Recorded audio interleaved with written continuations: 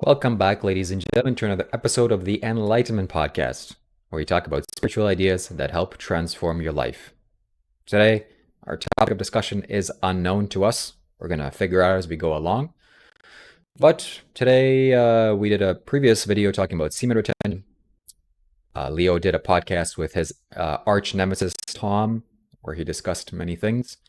And today is a brand new day. It is November 6th, the day we're recording this video. Donald Trump won the election. I'm very happy and pleased about that. Leo just had some police officers knock on his door because some gas was leaking in the neighborhood. So exciting things are happening. And Leo, welcome back to the show. How are you doing, my friend? Thank you. I appreciate it. In this moment, I feel a little bit exhausted, to be honest. It's been a very hectic day. I came home. Came home and then I jumped on this podcast with Carlos and then with this guy, Tom. And he's just like, it brought up a lot. It brought up a lot. I think the biggest thing that was on my mind coming out of it was the importance of discernment when you're looking for someone to learn from, when you're looking for like teachers to learn from, because anyone can claim that they are a spiritual master or they're a teacher. But when you really see what goes on in their lives behind the scenes, I think that's a clear indicator of who they are. And so that was just the biggest thing that came up for me, like discernment, be cautious. Yes. Do you mean in terms of him particularly, Tom, or just in Uh, general? yeah, yeah, that guy specifically. Yeah, because in the beginning he claimed that he's a spiritual master, and okay, maybe he is. Yeah, guy that claims spiritual mastery, enlightenment, tells people to pay him hundreds of dollars, thousands of dollars, but meanwhile, prays to entities, does satanic rituals to try to get women to sleep with him, um, you know, is a liar as well, lies countless times again and again. No congruence. It's a man of no integrity. I wouldn't even say man, I'd probably say boy. And so, you just got to be very careful of who you give energy to.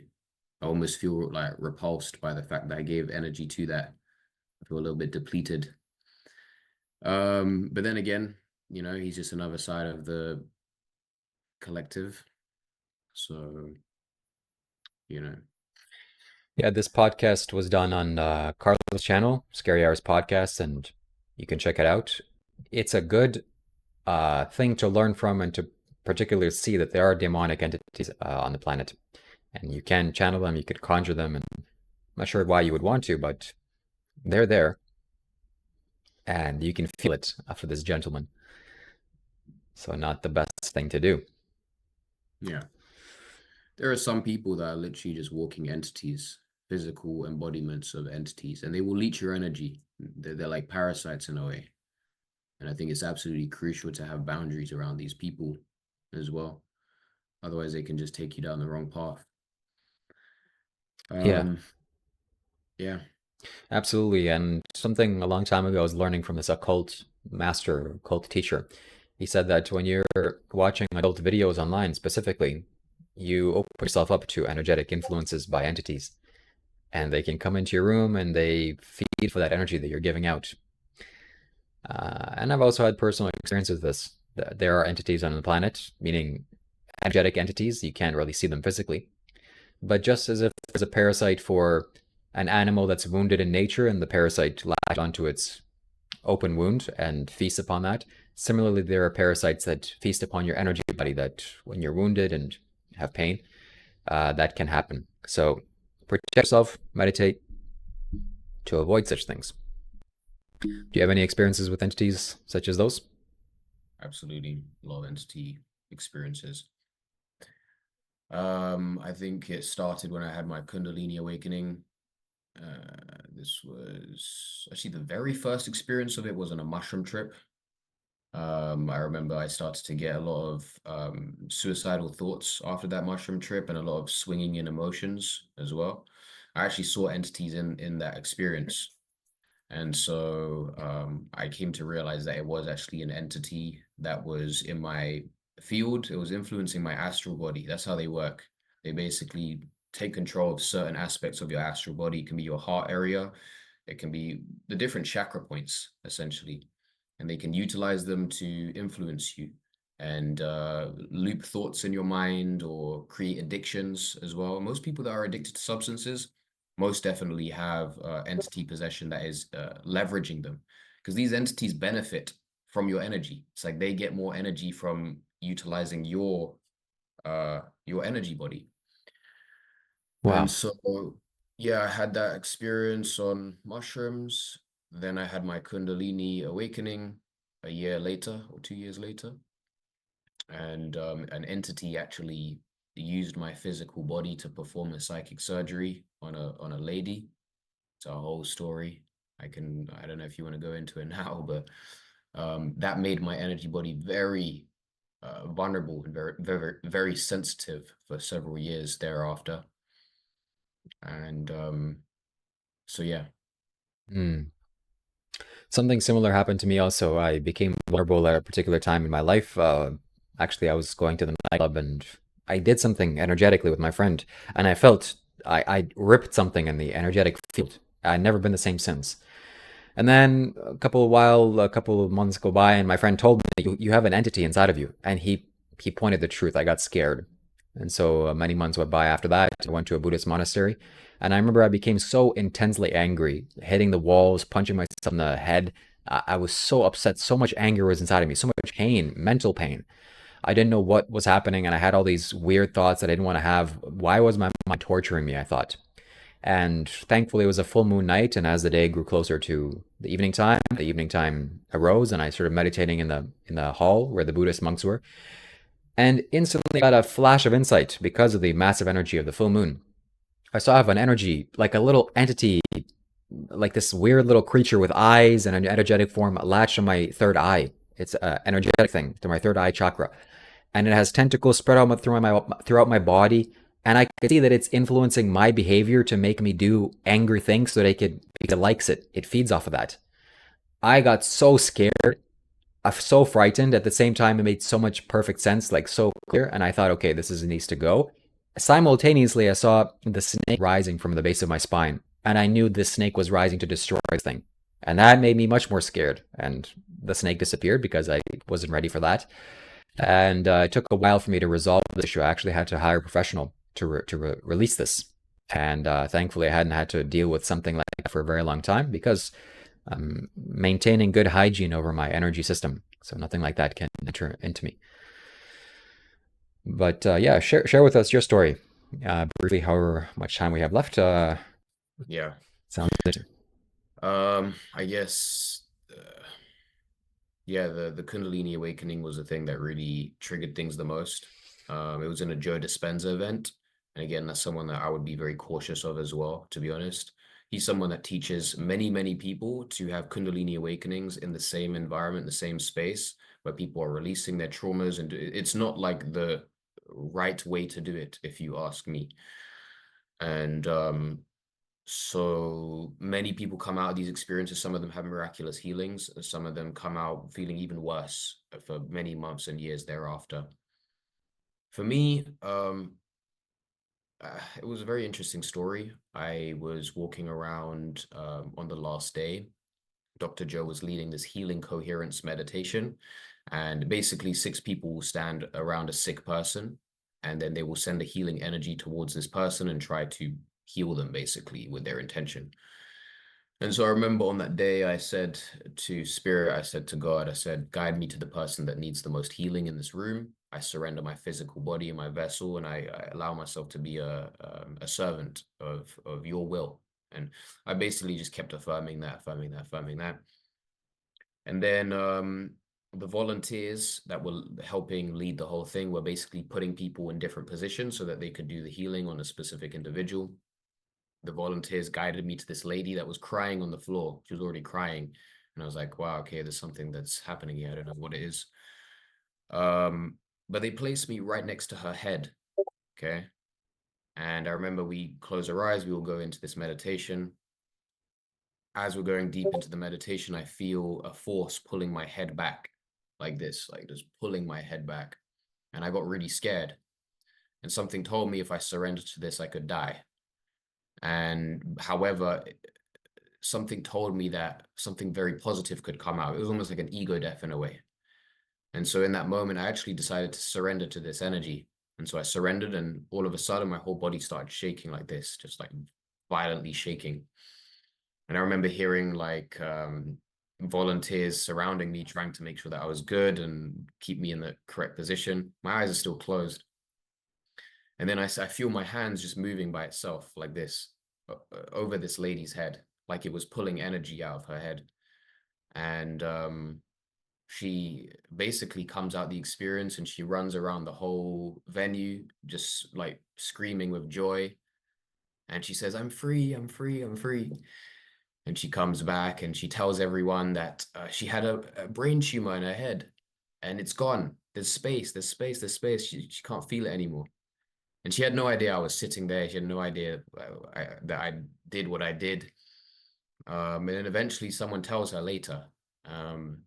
And all of a sudden, I remember I had like 5, 6, 7, 8 people surrounding me, people trying to take pictures with me. It was a very surreal experience. And actually, three weeks later, she sends me a doctor report showing that there was no recurrent tumor found, which was fascinating. It blew me away. Wow. And so that was when I had my Kundalini awakening. It was from that experience. And it made my energy body very sensitive, very, very sensitive. And it was like thereafter, I actually started getting sleep paralysis a lot. I started to get like, I could feel like my astral body was just very open.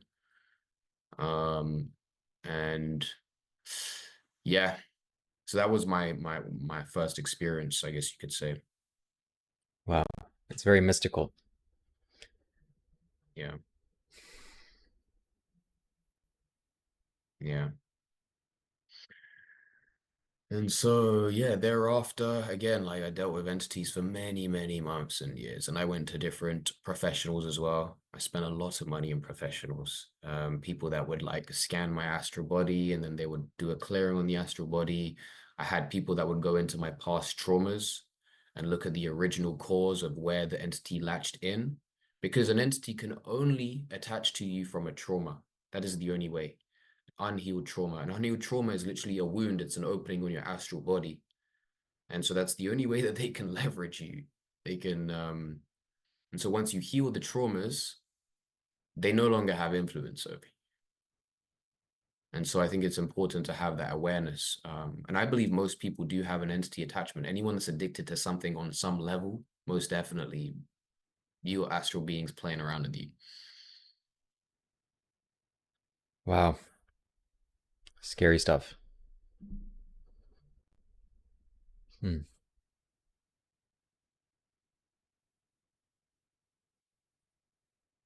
I do want to say as well, it many people have a negative connotation of what an entity is. Like it's scary or it's like this thing that one should fear or try to avoid. But the thing that helped me develop peace with it was looking at the Buddha's story and how he talked about Mara. Mara was the demon that came to him right before he became enlightened. And a part of me looked at my process and anyone's process that actually deals with entities as Mara in a way that is trying to prevent you from full realization. And so you no longer look at it as a negative thing. You just look at it as a part of your unfolding, a part of coming home. And so now I'm still, present to these sensations. And if I ever feel some kind of influence in my field, I become the observer and I try to see what wound is it trying to leverage me from? Where can I learn how to integrate this aspect of myself? And then the ability to be influenced is disappeared.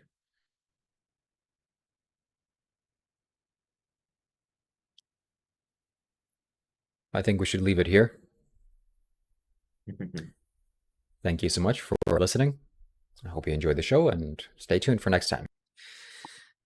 Yes, ladies and gentlemen, this is just a continuation. We're going to add this clip into the video again. So I ended it because some things were coming up in me and just abruptly ended it, and Leo suggested that we continued.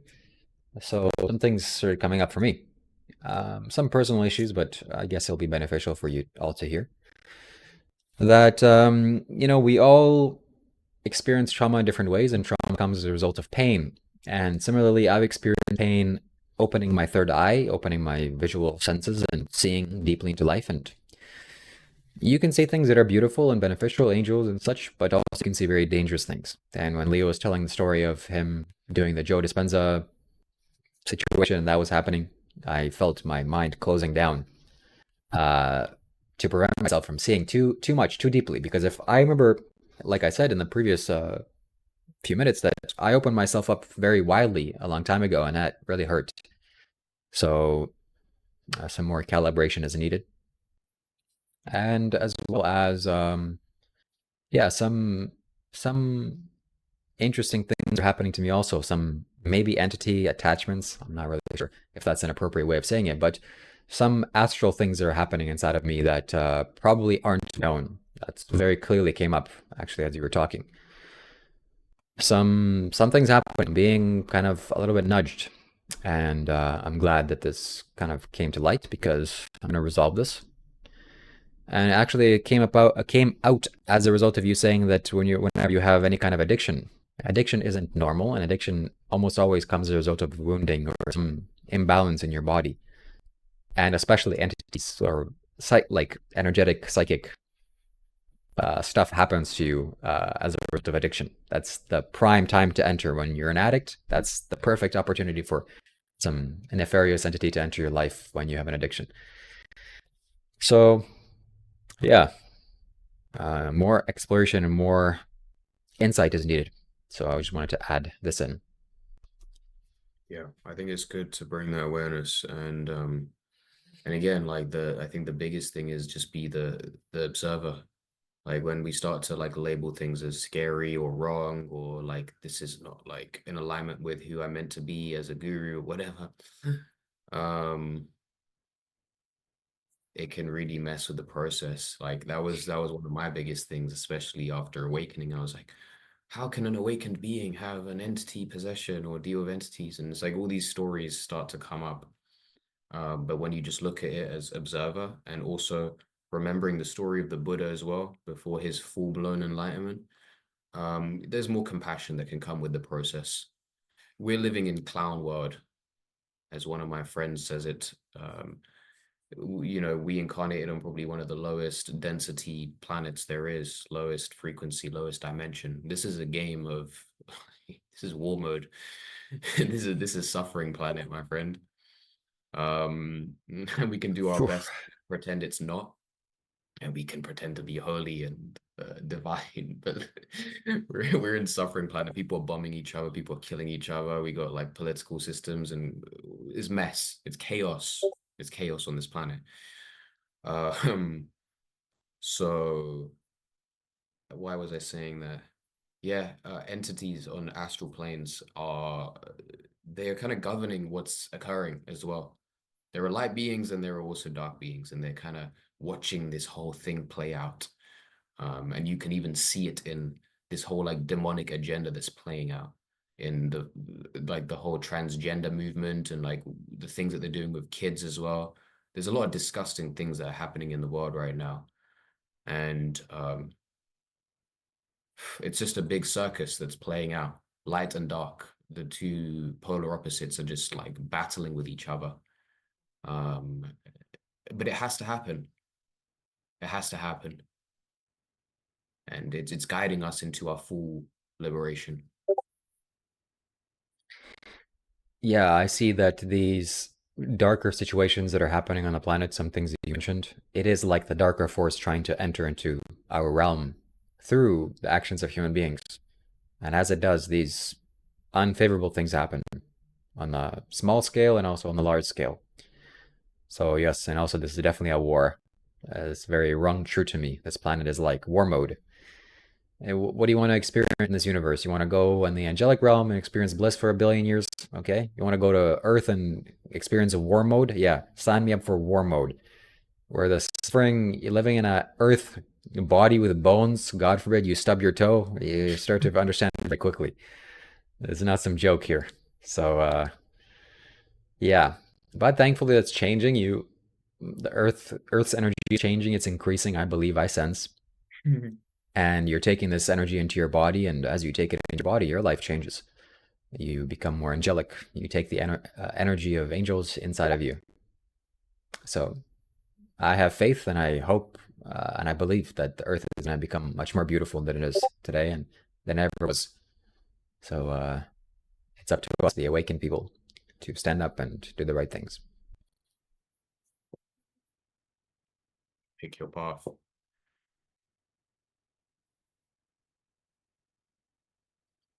And yeah, this talking about these occult experiences. This is occult we're talking about: the hidden, the dark, the unmanifest.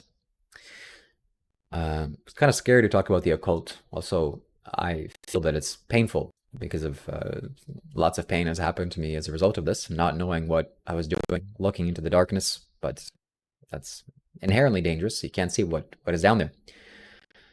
And there's some value to this, value to looking into the occult side of things. And yeah, light and dark. So how do you see this balance between light and dark, good and Like evil?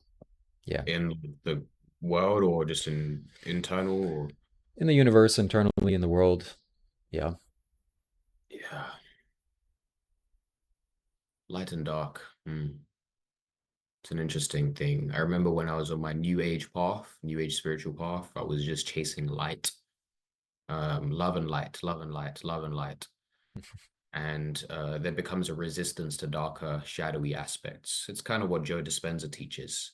Stay in joy frequency, joy frequency. If you want to manifest your dream reality, what happens then? Well, you're just avoiding the full human experience. We're humans. Like we're literally here to experience the full spectrum of emotions. And so light and dark doesn't mean wrong or right. It doesn't mean good or bad. It just is two facets of the same coin. And we get to work with both of these energies. We get to yeah, integrate them both to become fully anchored sovereign beings. Hmm. Yeah, nothing can bring about more suffering than trying to be in joy all the time. That's can bring about lots of pain. And it's not about feeling joy all the time. If you are feeling joy all the time, that's wonderful. But you can feel anger. It's perfectly fine and normal. And it's not unspiritual. So the most important thing here is wisdom, clarity, insight, understanding, and consciousness, most importantly. You can be conscious and anger can arise. It's no big deal. You can be angry. And I know this firsthand personally from walking on the Valangiri mountain in South India, where Shiva stayed and energized that mountain out of anger. He was angry. And that mountain was just raw rage. Nothing more spiritual than that, actually, meaning that mountain. And that's the energy that's there. It's just the most magical experience of my life going there. So don't resist anger. Don't think that it's not spiritual or shouldn't feel anger or hatred or all these emotions. Just joy. No. That's going to lead to a lot of pain. Yeah. Resistance.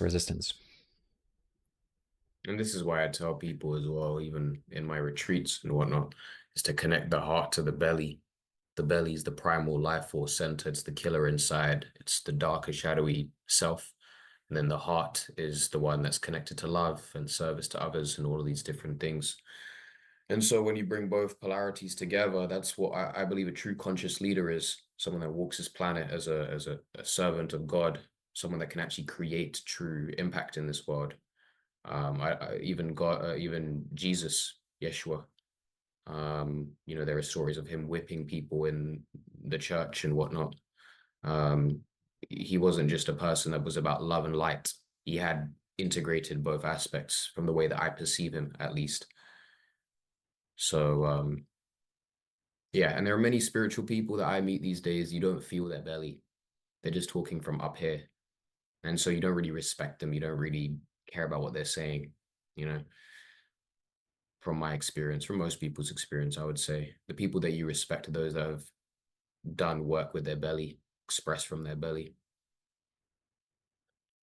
It's very interesting you say that because as you're talking, I feel my belly, my sense, my stomach area, my belly, very energetically light, loose, childlike. Not much work has been done in there, and for a long time I struggled with this, sense of self and self-esteem and self-integrity and confidence, and didn't want to be part of pictures, didn't want to appear to go anywhere, just kind of hide. And so yeah, that's definitely false, a mistake. Got to work with your belly. Got to work with the primal root energy. Got to feed yourself well. That's how you strengthen the belly. Got to eat good food, and got to work out. Got to get the six-pack abs, strength in the muscles in the body. Yeah, everything has to be done, no doubt. And it's interesting you bring up that story of Jesus whipping people. That's how you know he's real. That's how you know he's legit. You know, because not only has he has a wisdom, of course he has wisdom. You hear his teachings or his stories. That's a wise man, but also it's a man that's not afraid of doing the right things or doing the things that are necessary. People, some story, I don't know the exact story, but people profiting off of the church and selling items in front of the church, something like that. And Jesus came, just tossed over the tables. Oh, that's not spiritual. That's so aggressive. No, no. He's doing what's needed to awaken people, to shake them out of their slumber. Yes. It's very, very needed. Yes, absolutely. Absolutely. Well, with that being said, I think I've concluded this episode. How do you feel, Leo? Feel good. I feel better. Yes, Feel me like too. we spoke about what we needed to. Yes.